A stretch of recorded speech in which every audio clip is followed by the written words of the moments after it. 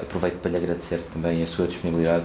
Eu que agradeço, Sr. Carlos, por a oportunidade para falar aqui com a imprensa portuguesa. A proposta da viagem não é essa, mas é sempre bom falar aqui, é um país irmão, né? E há muitas dúvidas sobre o novo governo do Brasil, às vezes alguns estereótipos também em relação ao governo. Acho que é interessante ter essa oportunidade para falar. E já lá vamos. Eu ia começar por lhe perguntar, a Força-Tarefa da Lava Jato teceu algumas públicas críticas à cooperação com Portugal, que não era tão fluida quanto deveria ser. Aquilo que eu lhe pergunto é se não seria lógico que Portugal fosse um parceiro de primeira linha. Olha, hoje o crime ele tem características muito transnacionais, né? Então, o próprio crime de corrupção, muitas vezes, um criminoso envia os seus ativos, produz do crime para outro, ou naquela situação mais clássica, né? Ele atravessa a fronteira para se refugiar em outro país. Portugal, assim como o Brasil, tem as suas regras que determinam a cooperação. O que eu particularmente penso é que a cooperação deve ser a mais ampla possível. Nenhum país ganha se tornando refúgio, seja de criminosos ou de ativos de criminosos. Em geral, a cooperação com o Brasil, de Portugal, é bastante boa, tanto quando nós respondemos demandas de Portugal, quando como nós enviamos a Portugal. Eventualmente existem, porém, casos problemáticos, tem que se trabalhar para tentar resolvê-los. Do ponto de vista político, o que é que está disposto a fazer para ultrapassar estas questões? O que se resolve muitas vezes nessa matéria é a conversa, né? É o diálogo, o espírito de cooperação. Nós já temos tratados de cooperação que nós podemos fazer aprimorar esse instrumento, mas em geral isso se constrói através de diálogo. Nenhuma autoridade de um país tem poder de forçar comportamentos de autoridades de outro país. Mas não faltam instrumentos. Falta de facto haver uma comunicação mais fluida e uma troca de informações mais ágil, é isso? Eu acho que, como eu disse, normalmente a cooperação é boa, né, entre Brasil e Portugal, então não é um país especialmente problemático.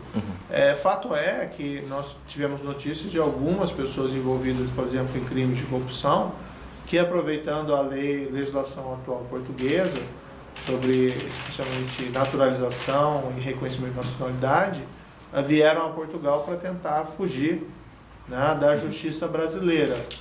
Isso daí tem que ser trabalhado caso a caso. Já agora passa então a essa pergunta que lhe ia fazer. Acha que essa legislação que permite de facto uma pessoa que é neto português passar a ser português de origem é até certo ponto ingênua, porque vai permitir de facto essa situação que acabou de referir? Olha, é muito difícil avaliar e criticar legislações de outros países, então eu prefiro não emitir opinião a esse respeito. Mas, reforçando, né, a cooperação realmente é boa com Portugal. E sentem nós podemos tentar avançar. Porém, porque, no fundo, a cooperação internacional envolve uma questão de reciprocidade. Então, se obtém tanto a cooperação como aquela que se dá. Então, quando há negativas de cooperação, normalmente isso gera consequências ruins quando o interessado é um país que antes negou a cooperação. Sente que há empenho das autoridades portuguesas e do poder político português em tornar essa cooperação cada vez mais ágil? Eu acho que sim.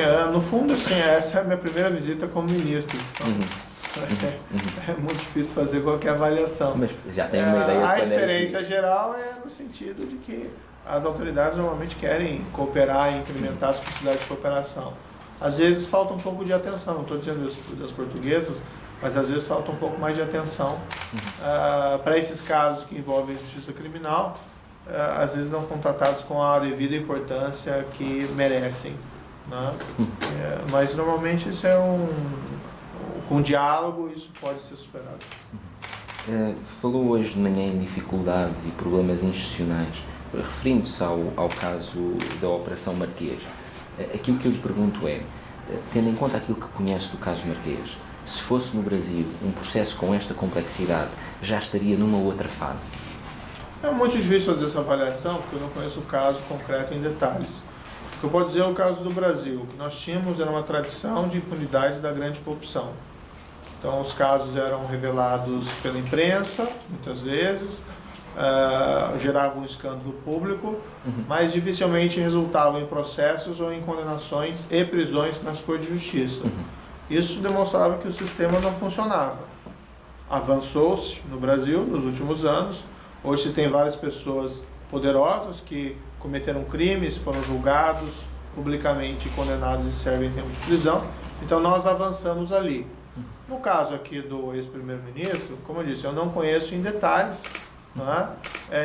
O que se espera, no entanto, é um resultado similar para se dizer que a justiça funciona, ou seja, que seja julgado e se condenado, que se cumpra a pena. A grande questão é, vamos dizer assim, é possível fazer uma avaliação a esse respeito, mas quem pode dizer isso é mais a sociedade portuguesa do que propriamente eu à distância. Disse hoje de manhã que teve a oportunidade, obviamente, de já falar com algumas pessoas, com autoridades portuguesas. Aquilo que eu lhe pergunto é, do que conhece, acha que o processo Marquês foi bem, é um processo que foi bem conduzido, bem investigado? Não conheço tanto em detalhes para poder emitir um juízo de valor dessa natureza. Eu conheço apenas a distância e seria temerário da minha parte fazer qualquer avaliação. O que eu apenas conversando com algumas pessoas aqui de Portugal, com dúvidas quando o caso estaria pronto para julgamento. Por exemplo, o que é ruim aqui, mas é ruim em qualquer lugar que isso aconteça, né? A justiça demanda uma certa previsibilidade. Falou já ainda há pouco de alguns suspeitos da Lava Jato que vieram para Portugal. Há casos que são conhecidos mais no Brasil do que em Portugal, como o José Carlos Lavouras e também o Raul Schmidt Jr. O que lhe pergunto é, como é que o senhor, como juiz até uma determinada altura e depois como ministro, vê esta saída dos suspeitos para Portugal e a vida que levam aqui, que já foi até alvo de algumas reportagens no Brasil? Veja, não é o único país em que isso ocorre. Então, muitas vezes as pessoas cometem crimes, tentam se proteger com essa questão da nacionalidade. Vários países têm regras que previnem, né, que o país, num processo de extradição, entregue seu próprio nacional. Então, às vezes, pessoas que têm dupla nacionalidade, é muito comum que elas se refugiem num dos países dessa nacionalidade para fugir de pedidos de extradição de outros. Em casos, por exemplo, até no país vizinho, aqui da Espanha. Então não é algo incomum.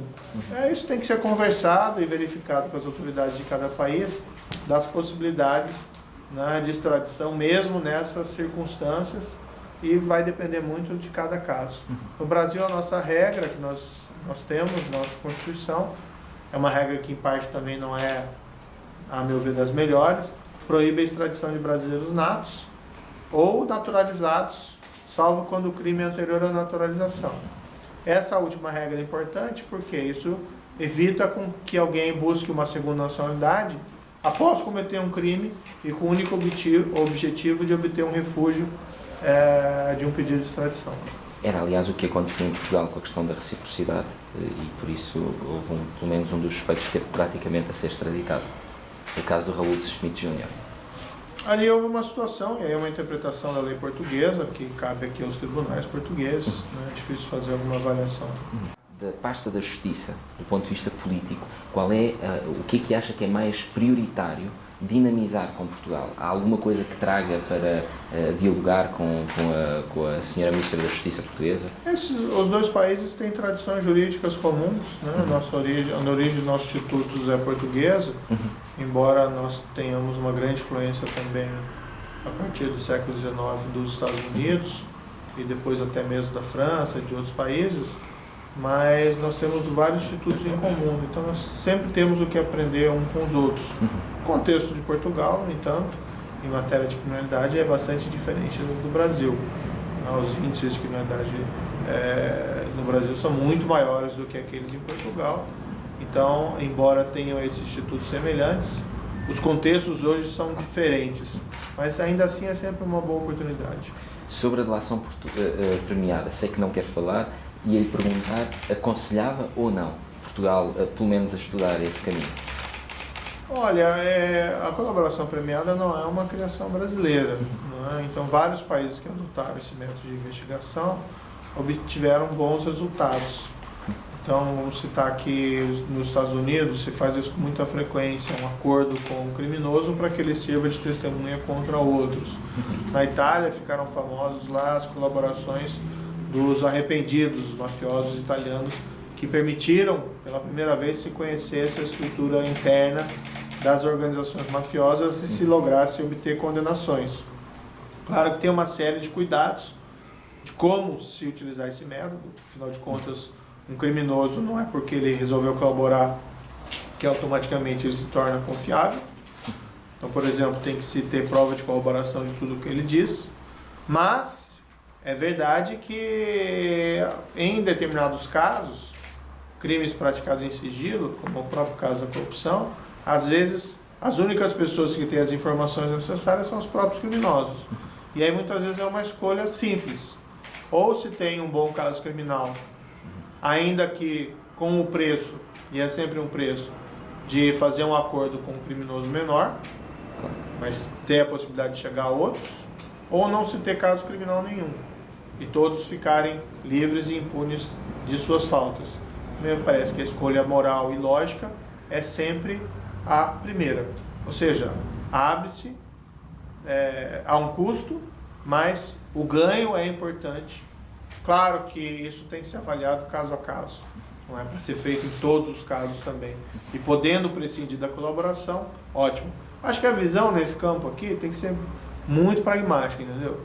É saber o que funciona e o que não funciona. E claro, existem regras a serem observadas, mas não é tanto se a colaboração premiada é ou não é um método importante, mas sim saber quando e como utilizá-lo. Acha que a experiência do Brasil, na experiência do Brasil, tem sido sempre bem utilizada ou há casos em que até o doutor acha que poderiam não ter sido utilizados? É muito difícil fazer uma avaliação tão próxima dos fatos, né? Pelo menos considerando aqui o caso da Operação Lava Jato, mas é inegável que a revelação do esquema criminoso com toda a sua amplitude só foi possível porque houve também a colaboração de parte dos criminosos. Isso não encerrou o trabalho de investigação. Tudo que eles disseram, como eu disse, teve que ser amparado em outras provas para chegar a uma condenação criminal. Mas seria muito difícil ter toda essa extensão da investigação sem essa colaboração. Por mais que possam ter havido falhas pontuais nessas colaborações, e aqui não vou apontar casos específicos, que eu acho que não é necessário isso, mas o resultado geral é muito superior a eventuais prejuízos sofridos no meio do caminho. A única hipótese de suspeitos que se refugiaram, usando a terminologia muitas vezes usada em Portugal, virem a prestar contas à Justiça será através da transferência do procedimento criminal para Portugal. Aquilo que eu lhe pergunto acredita que será possível agilizar de facto essa transferência, uma vez que não é assim muito utilizada, e que será possível que essas pessoas possam responder pelos crimes que cometeram no Brasil, neste caso em Portugal? Essa decisão cabe no Brasil, e acredito que é o mesmo aqui em Portugal, ao Ministério Público, que atua com independência e autonomia. Então, como Ministro da Justiça, nós podemos apenas dar algum amparo a essas decisões e a executar essas decisões, mas essa decisão, de fato, a eles pertence. No caso com a Suíça, envolvendo a Operação Lava Jato, houve hipótese de transferência de processo, tanto da Suíça para o Brasil, como do Brasil para a Suíça, e que foram bem sucedidos. Mas esse juízo avaliatório cabe ao Ministério Público no que se refere a Portugal. Existe um caso muito mediático em Portugal, no Brasil não tanto, que é um político português que está acusado e pronunciado de matar uma cliente no Rio de Janeiro. Aquilo que eu lhe pergunto é, neste momento Portugal aguarda ainda que seja enviado o processo, porque foi a intenção do Ministério Público enviar, uma vez que é um cidadão português. O senhor está disponível para trabalhar ativamente na agilização desta transferência, uma vez que cada vez mais há crime transnacional e que há de facto estas saídas de um lado para o outro? Veja, um caso assim muito específico, concreto, Eu não estou totalmente familiarizado com os detalhes desse caso, não sei em que fase se encontra. Né? Como eu disse, o objetivo é sempre cooperar da melhor maneira possível. Se a conclusão for que a transferência é o melhor caminho, né? Aí vale aquele velho ditado, né, do Deng Xiaoping, não importa a cor do gato, desde que ele pegue o rato. Se a pessoa responder o processo e for melhor responder o processo em Portugal ou em Brasil, acho que é isso que importa, qual justiça tem melhores condições de dar uma resposta institucional àquele caso, quer absolvendo, quer condenando, e se condenar, extrair as consequências. Foi muito criticado e falou também já hoje que há de facto algumas questões que se levantam sobre o governo de Jair Bolsonaro. Pergunto-lhe, entendeu algumas das críticas que lhe foram feitas? Eu acho que existe muito estereótipos em relação ao presidente eleito. Né? No fundo, se nós formos examinar o governo que tomou posse e as medidas que foram tomadas desde então, nós estamos falando aí de pouco mais de 90 dias, né, de gestão, não me parece que existe nenhuma política ali tomada que não seja consistente com o Estado de Direito, com o regime democrático, com respeito a minorias, enfim, há uma série de estereótipos, né, em alguns momentos no passado, quando se lia, parecia que ia ser o fim do Brasil, o fim da democracia no Brasil, quando ao contrário, o presidente é um sólido democrata. E não existe nenhum risco dessa espécie. Mas o que lhe perguntava era se entendeu algumas críticas que lhe foram endereçadas na opinião pública. Quais críticas? Por exemplo, que o facto de aceitar o convite de um governo... para mim? Sim. Se o doutor entende algumas das críticas que lhe foram endereçadas assim, por algumas delas dando conta de que, como o doutor tinha estado à frente de casos que colocaram na prisão líderes neste caso um líder do PT, indo para o governo de Jair Bolsonaro, que isso poderia pôr em causa a sua autonomia. Eu lhe pergunto se, olhando para todas as críticas que lhe foram dirigidas, se até entendeu algumas. Veja, essas críticas no fundo entram naquela linha da teoria da conspiração, né? Que não existiram crimes na Petrobras, que não houve corrupção, que não houve suborno, que na verdade isso foi uma criação de procuradores da justiça, né, numa gigantesca teoria da conspiração, mas essa é uma tese que não se sustenta.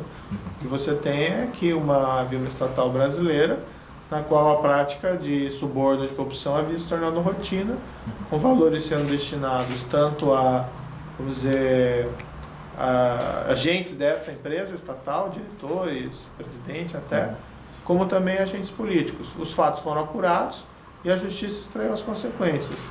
A quase totalidade das decisões que proferia, as condenações, foram mantidas em corte de apelação ou pelos tribunais superiores.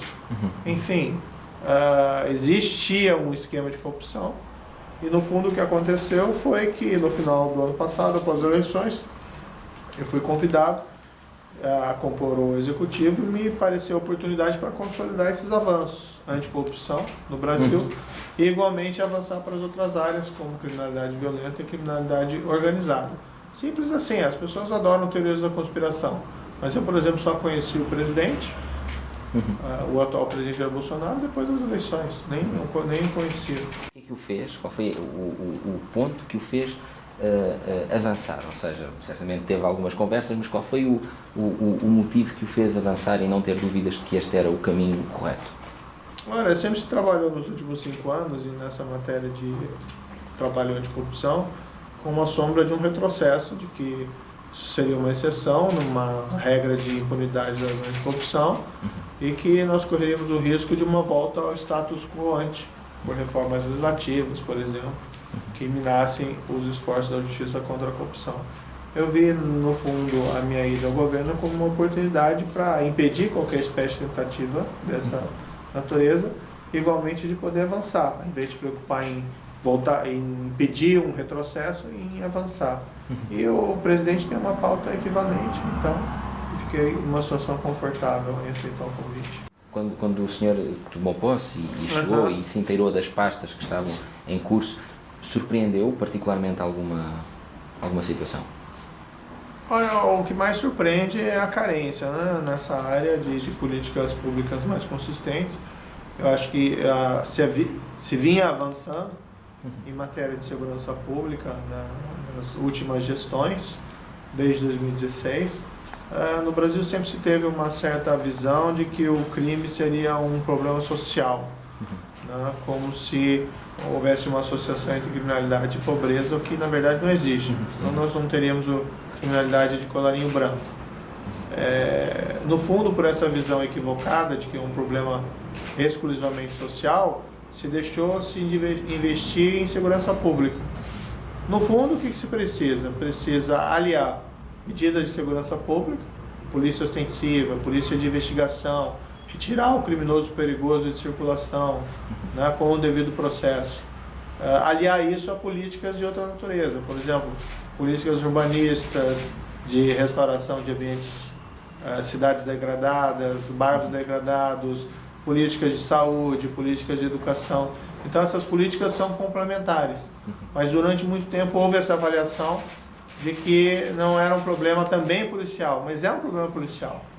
O que não significa que eventualmente políticas sociais não sejam também eficazes juntas com políticas policiais para resolver problema de criminalidade, especialmente em áreas especialmente violentas como nós temos no Brasil. E este governo está desperto para isso, para a necessidade também de apostar em medidas sociais? Certamente, certamente.